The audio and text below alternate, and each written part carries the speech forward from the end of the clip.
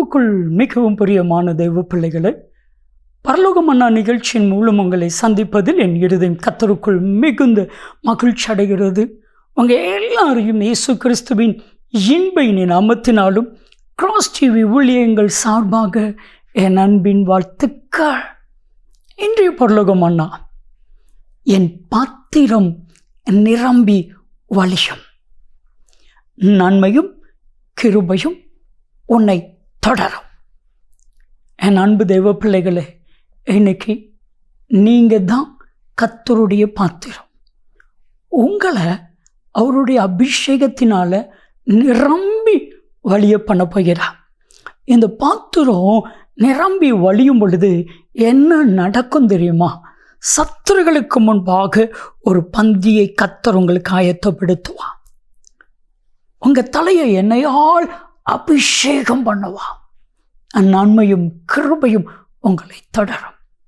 இன்னைக்கு உங்கள் பாத்திரத்தை கிருபையினால் கர்த்தர் நிரப்ப போகிறான். சொல்லுங்க, ஆண்டவரே, ஒன்றுக்கும் உதவாத பாத்திரம் நான். உங்கள் கிருபையினால் இந்த பாத்திரத்தை நிரப்புமப்பா. கிருபை பெற்ற மனிதனா, கிருபை பெற்ற மனுஷியா நீங்கள் மாறுவீங்க. கர்த்தரால் ஆசீர்வதிக்கப்பட்ட பாத்திரமா கர்த்தர் உங்களை ஆசீர்வதிப்பா. பிரியமான தெய்வ பிள்ளைகளே, இந்த உலகத்தில் 2 வகையான பாத்திரங்கள் இருக்கிறது. ஒன்று கனத்துக்குரிய பாத்திரம், இன்னொன்று கனவீனத்துக்குரிய பாத்திரம்.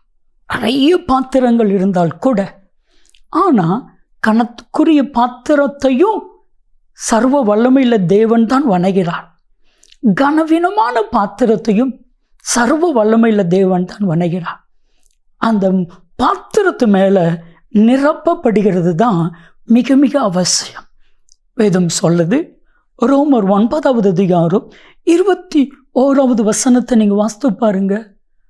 குயவன் ஒரு பாத்திரத்தை கனத்துக்குரிய பாத்திரமாகவும் ஒரு பாத்திரத்தை கனவீனமான பாத்திரமாகவும் வணைவதற்கு குயவன் மேல் அதிகாரம் இல்லையோ? நிச்சயமா அந்த மண்ணின் மேல் குயவனுக்கு அதிகாரம் இல்லையோ? நிச்சயமா அந்த மண்ணின் மேல குயவனுக்கு அதிகாரம் இருக்கிறது. கர்த்தராகிய தேவன் நம்மளை எப்படி பார்க்கிறார் தெரியுமா? சங்கீதம் 103:14 நீங்கள் வாசித்து பாருங்க. அவன் நம்மை மண் என்று நினைவு கூறுகிறார். இந்த மண்ணாகிய பாத்திரத்தில் கிருபை பெற்ற அபிஷேகம் ஊற்றப்படும் பொழுது, அபிஷேகம் பண்ணப்பட்ட பாத்திரமாய் நீங்களும் நானும் மாறுகிறோம். ஆசீர்வாதமான பாத்திரமாக நீங்களும் நானும் மாறுகிறோம்.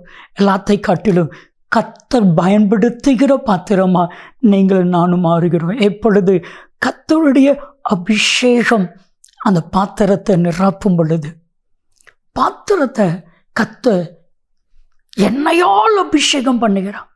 பாத்திரம் நிரம்பி வழிகிறது. ஒரு முறை சர்வ வல்லமராகிய கர்த்தர் சாமுவேலை நோக்கி, ஈசாயின் வீட்டுக்கு நீ போ, நான் அங்கே நீ போன உடனே செய்ய வேண்டியதை நான் உனக்கு காட்டுவேன், சொல்லுவேன்.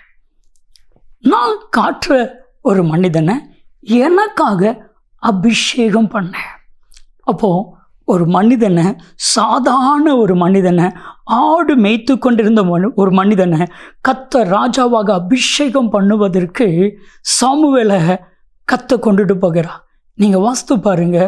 1 சாமுவேலின் புத்தகம் 16வது அதிகாரம் 3வது வசனம். எனக்காக அபிஷேகம் பண்ணு. என்னைக்கு கர்த்தர் சாமுவேலை மூலமாக தாவீது அபிஷேகம் பண்ணினாரோ, அன்னையிலிருந்து கர்த்தருடைய ஆவியானவர் தாவீதோடு கூட இருந்தார். தாவீதை கர்த்தர் உயர்த்தி மேன்மைப்படுத்தினார். உங்களையும் அபிஷேகிப்பார், உங்களையும் உயர்த்தி மேன்மைப்படுத்துவார். ஜெபிக்கலாமா? அன்பின் பரலோக பிதாவே, இவர்கள் ஒவ்வொருவரையும் உம்முடைய அபிஷேகத்தினால் நிரப்பி ஆசீர்வதித்தருளும்.